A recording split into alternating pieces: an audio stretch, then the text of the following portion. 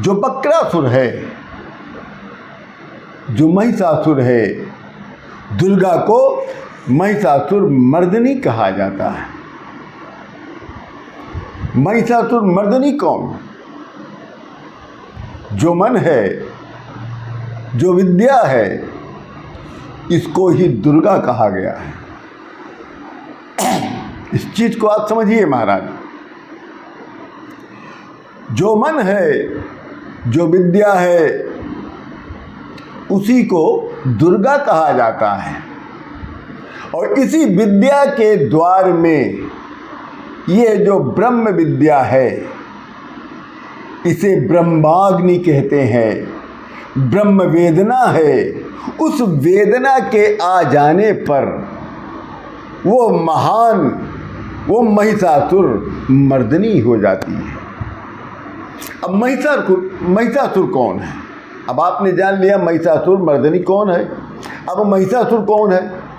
ये जो हम लोगों की अशुद्ध प्रवृत्तियां होती हैं, ये जो हम लोगों का मन है, इसके ऊपर संयम किया जाता, मन के ऊपर संयम किया जाता है। इसी ज्ञान और विज्ञान और विवेक के द्वारा ही, ब्रह्म विद्या के द्वारा, इसी माँ दुर्गा की शरण में जाने से सर्वत्र प्राप्त हो जाने के पश्चात ये महिषासुर बन जाता है। इस महिषासुर का वध करके माँ सिंह पर सवार हो जाती हैं। तब इसका वाहन सिंह बन जाता है। तब इसका वाहन सिंह बन जाता है। ये प्राणों के ऊपर आत्मा, चेतना जब विश्राम करने लगती है, ये जो महिषासुर है वो मृतक होकर के इस प्राण में लय हो जाती है। उस समय आत्मा की जो ज्योति होती है, वो जो ज्ञान है, विज्ञान है, वही तो लक्ष्मी, महालक्ष्मी है।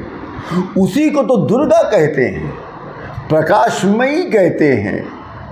ये आत्मा प्राण पर सवार होकर अपने प्रभु को प्राप्त हो जाता है, इसलिए इसको महिषासुर मर्दनी कहा जाता है। प्रकृति के विज्ञान को जानकर, प्रकृति के विज्ञान को जानकर संयमी आत्मा उच्चता को प्राप्त कर लेता है। और चैत्र में नवरात्रों में प्रतिपदा से लेकर अष्टमी तक पृथ्वी पर प्रकृति की गति शांत रहती है। जय माता दी।